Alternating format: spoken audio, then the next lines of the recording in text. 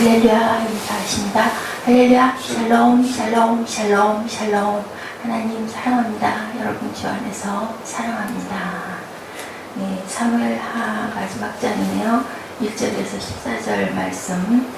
자기가 합리화를 하는 다윗의 그 마음 뒤늦게 깨닫고 하나님께 아래도 여지 없어요. 잘못한 것은 하나님 꼭 문책을 하시고 거기에 대한 응당의 벌을 꼭 받도록 하시는 공의 하나님의 모습이 나타나 있습니다. 1절에 보니까 야훼께서 다시 이스라엘을 향하여 진노하셨다. 저희를 치시려고 일부러 다윗을 감동시키사 가서 이스라엘과 유다 인구를 조사하라 하신지라. 사탄에게 하나님은 때로는 이렇게 내어주시기도 하십니다. 그를 하나님은 자기 백성 깨닫게 하거나 경계하기 위해서 의도적으로 악한 영을 사용하기도 한다라는 것을 여기 나타내고 계세요. 데살로니가 후서 2장 10절에서 10절 보니까요. 하나님이 미혹의 역사를 그들에게 보내사 거짓 것을 믿게 하심은 진리를 믿지 않고 불의를 좋아하는 모든 자들로 하여금 심판을 받게 하십니다. 의도를 갖고 계세요. 또한 열왕기상 22장 20절에서 23절에도 야훼께서 말씀하시기를 누가 아합을 꿰어 그를 길르는 나못에 올라가서 죽게 하고 하시니 야훼께서 거짓말하는 영을 왕의 이 모든 선지자 입에 넣으셨다라고 이렇게 말씀하시는데요. 그것은 육은 죽되 영은 구원을 받게 하시려고 하나님이 이렇게 하십니다. 고린도전서 5장 5절입니다. 이런 자를 사탄에게 내어주었으니는 육신은 멸하고 영은 주 예수의 날에 구원을 받게 하려 함이라. 하나님은 건지시기 위해서 누구 백성이기 때문에 내가 만든 나의 작품들이니까 다 귀해요. 한 사람도 예외가 없습니다. 그런데 돌이키지를 않을 때는 이런 방법으로 해도 구하시죠. 욥기 33장 29절에 30절에도 영혼을 부동에서 이끌어 생명의 빛을 그들에게 비추려 하심이라 하고 이렇게 말씀하십니다. 그런 방법으로는 전염병, 온역을 많이 주시죠. 오늘도 그 사건이 사흘 동안 일어나다 보니 누가 7만 명 정도가 죽었어요. 네, 고라의 반역 사건에도 민수기 16장 46절에 49절에 증거하고 계십니다. 14,700명이 죽었어요.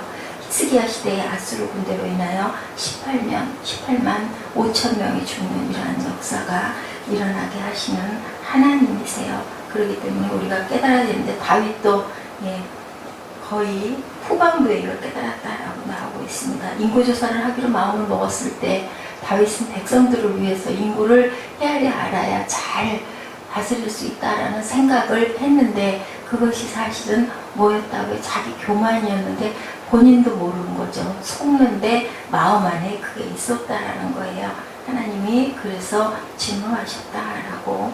전쟁에서 승리가 다윗이 잘해서도 아니고 숫자가 많아서도 아니죠. 하나님께서 함께 하셨기 때문에 승리했는데 요압이 반대를 하네요. 2절에 왕이 그 곁에 있는 군사령관 요압에게 이르되 너는 이스라엘 모든 지파 가운데 가서 계수해라 했더니 요압이 3절에 얘기하죠. 왕께 아뢰 이 백성이 얼마든지 왕의 하나님 야훼께서 100배나 더하게 하사 내 주 왕의 눈으로 보게 하시기를 원하나이다. 앞으로도 더 많이 그럴 건데 왜 이런 일을 좋아하느냐 하지 않아도 되지 않겠느냐 했는데도 다윗은 그것을 물리칩니다. 그래서 참 그 용장들의 말을 주변에 있는 참모들의 말을 잘 수렴하기도 해야 되겠다라는 생각을 합니다. 항상 귀가 열려 있어야겠죠. 분명히 이것이 교만한 일이 아니라 백성을 위하는 일이라고 했는데 그런데 결과적으로는 그렇지 않았다는 거예요. 인구조사는 영적이지 않은 요압도 말릴 정도로 조금이라도 신앙에 운이 있는 사람이 밖에서 보면 다 보이는데 누구는 몰라요?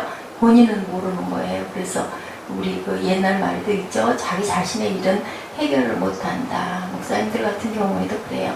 자기 일이 닥치면 그것을 어떻게 해야 될지 모르다 보면 자문을 구하기도 하고 그래서 상담들을 하게 되죠. 근데 그것이 밖으로 나가면 자칫 잘못하면 꼭 혼자 일어나는 일은 아니잖아요. 상대방의 어떤 게 있다 보면은 그것이 나가다 보면 오해를 살 수도 있습니다. 왜냐하면 그런 단점들이 얘기가 안 되면은 알 수가 없다 보니까. 그 믿음이 좋은 다윗이었지만 이런 것에 빠져버리고 말았어요. 결국은 인구조사는 내가 나를 위해 하는 것이 아니고 백성을 잘 다스리기 위해서였다 하지만 변명이 지나지 않는 결과가 됩니다. 인구조사가 끝나갈 즈음 10개월이 되어서야 자신의 의도가 잘못되었음을 깨달는 거죠. 조사를 하다 시간이 가야 돼요. 제가 봐도 그렇더라고요.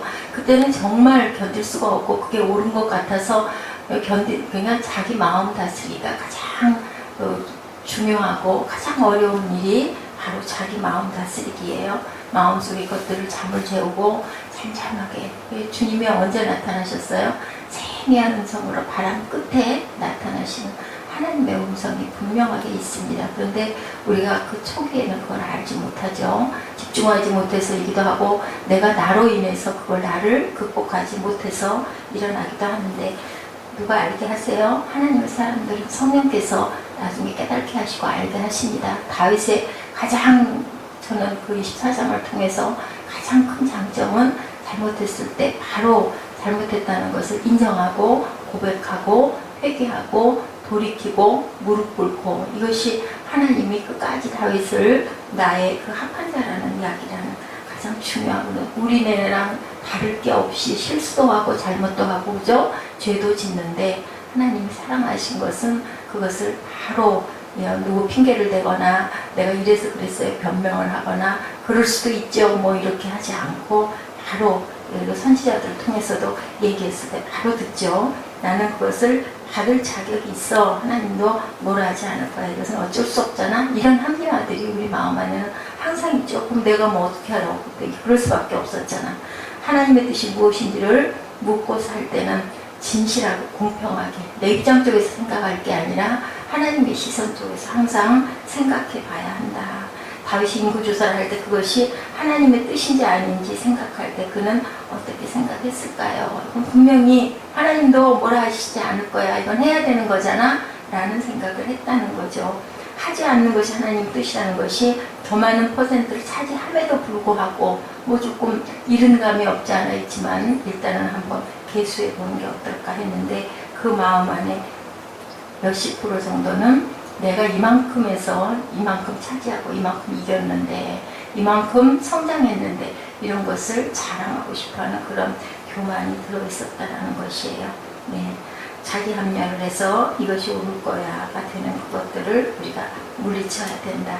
신앙이 성숙한 사람들은 하나님 뜻이 아닌 것이 분명한 일에는 곧잘 거부를 하는데 근데 그것이 자기 올무에 빠지다 보면 그게 참 안 된다라는 거.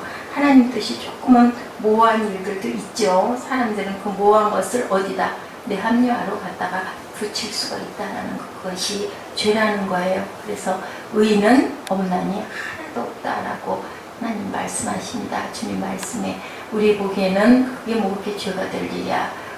또한 그 의롭다라고 생각을 하고 하지만 결국은 네 마음 안에 정말 순순히 했을 때 우리가 순금이 될 때까지 그 정년하는 과정이 있죠. 엄청나게 정년을 해내는데 그 순금 역시도 몇 프로라고요? 99.999%. 100%에 가까울수록 금이 귀하고 비싼데 100%짜리는 없다라는 거죠. 완벽한 것은 있을 수가 없다라는 겁니다. 훈련이 없으면 이 땅에서는 어떻게 돼요? 형편없이 살게 돼요. 어떤 부분이든지 그것을 극복하고 그것을 터득하고 나야 편해지죠. 그렇지 않으면 아주 힘이 듭니다. 우리 방송이 어떻든가요? 그거를 손으로 못하죠. 따가워서 어떻게 할 수가 없어서 신발을 신은 발로 밟아서 까야 속에서 예쁜 밤이 나오는 것처럼 그것을 완벽하게 점령했을 때 사람관계도 마찬가지고요. 어떤 기능도 마찬가지고요. 운전도 그렇지 않던가요? 운전이 미숙할 때는 불안합니다. 어딜 가도 불안하고 자신감이 없고 그리고 잘하는 사람 옆에서는 위축이 돼가지고 잘하던 것도 못하게 되고 더듬게 되고 제가 컴퓨터 같은 게 그런데요. 상담하면서 뭐 찾아서 어떻게 하십시오 그러면 잘 보이던 것도 그 마음이 긴장을 하고 당황하다 보면 안 보여서 더 오래 걸리고 더듬고 그러다 보면 상대방은 기다릴 거야 라는 생각 때문에 더 쩔쩔매게 되고 그래서 아주 그게 나쁜데 그게 몇 번 계속 반복하다 보니까 같은 걸 반복을 하면 그 다음에는 잘 아니까요. 자신감이 있으면 더 빨리 진행을 잘해요. 그러니까 세상 살아가는 모든 이치가 내가 완벽하게 터득을 했을 때 그것에서 빛을 발할 수 있는 것.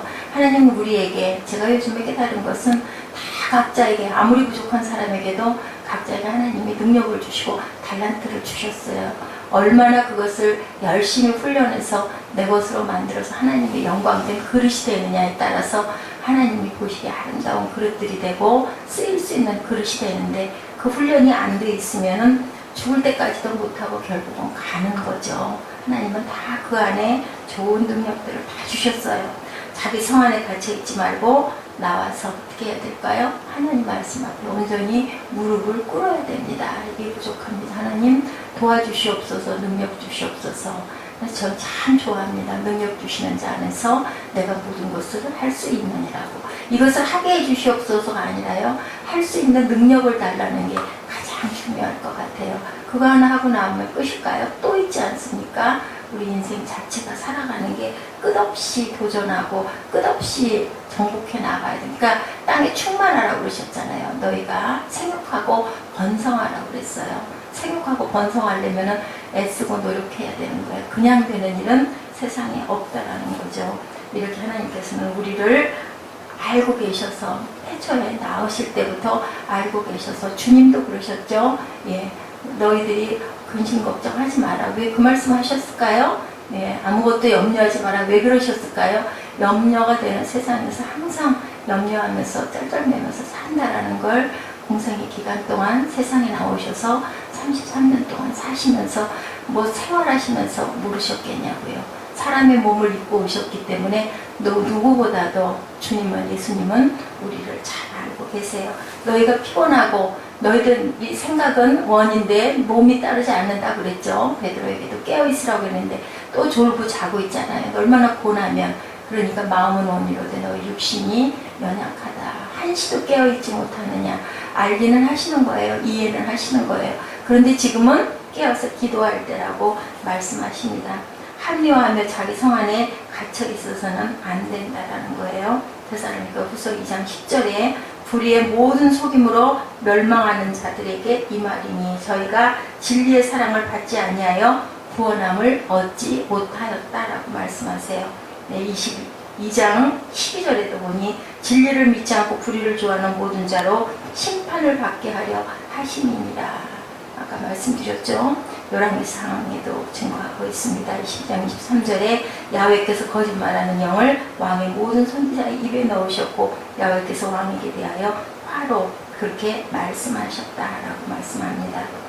이렇게 해서 회중에서 떠나라. 내가 순식간에 그들을 멸하려 하노라.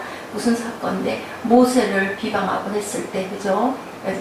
모세가 이야기했는데 너 떠나라. 이 인생들 다 죽여버리겠다. 그랬을 때 또 모세는 아주 열심히 기도해서 건져내는 그런 사건들을 볼 때 우리는 어떻게 해야 된다고요? 하나님 뜻과 말씀을 깊이 깨달아 아는 저희들, 그러기 위해서는 항상 깨어서 구하고 기도해야 된다는 거. 우리가 생각할 때는 가장 옳은 것 같은 그 일 속에 네가 네 의의를 드러내려고 하고 네가 네 권위를 높이려고 하고 네가 교만해서 그런 부분들은 없는지 다윗을 통해서 우리가 깊이 깨달아서 알아가야 될 부분입니다. 마지막 장 이제 다윗은 24장에 어제는 어땠어요? 기뻐서 막 시편을 읊으면서 노래를 부르고 했는데 그리고 결국은 인구조사하다가 하나님이 이렇게 증거를 하시는, 그래서 그 14절에 그렇게 얘기를 하죠. 네, 어떻게 하겠다고 그래요? 내가 하나님의 손에 나를 맡기겠다고 얘기해요. 그래서 결국은 그 온역이 들어서 7만 명이 죽는 그 고통. 그래서 이제 가서 네가 타작마당에 가서 제사를 드려라라는 그런 말을 갓을 통해서 듣고 또 그것을 행해서 하나님은 또 거기서 다 죽이지 않고 그만 그쳐라. 금요일 하나님의 모습이 그 후원부에는 나타나고 있습니다. 우리가 깊이 생각하고 묵상하면 다윗의 일이 아니고요. 저희에게 주시는 오늘 아침의 음성이라는 것을 저 여러분이 깨달아 아시고 기도하는 우리 모두가 되시도록 주님의 이름으로 축복합니다. 기도하시겠습니다. 하나님 감사합니다. 야훼께서 다시 이스라엘을 향하여 진노하사 저희를 치시려고 다윗을 감동시키사 가서 이스라엘과 유다의 인구를 조사하라 하신지라. 이런 마음을 주신 그 마음 끝에는 깨달아 알게 하려는 하나님의 회초리가 있다는 것을 다윗이 10개월이 지나서야 깨달았습니다. 우리가 살아가는 삶에 항상 이렇게 시행착오가 있음을 고백합니다. 아버지, 지혜를 주시옵소서. 하늘의 지혜로 성령께서 늘 저희와 동행하시고 알게 하셔서 이렇게 7만 명씩이나 죽게 하는 일이 없도록 우리 마음 안에 아버지께서 좌정하여 주셔서 이제는 저희가 사는 게 아니라 저희 안에 계신 그리스도가 저희를 대신 사심을 저희들 고백하오니 아버지 인도하시고 이끌어 주시고 내 안에 잘못된 악을 깨달아 아는 저희들 되게 하여 주옵소서. 항상 깨어서 기도하게 하여 주시옵소서. 감사드려 오늘 하루도 하나님의 영광을 드러내는 귀한 예배의 삶이 될 수 있도록 인도하여 주시옵소서. 예수 그리스도 이름으로 감사하며 기도드렸습니다. 아멘.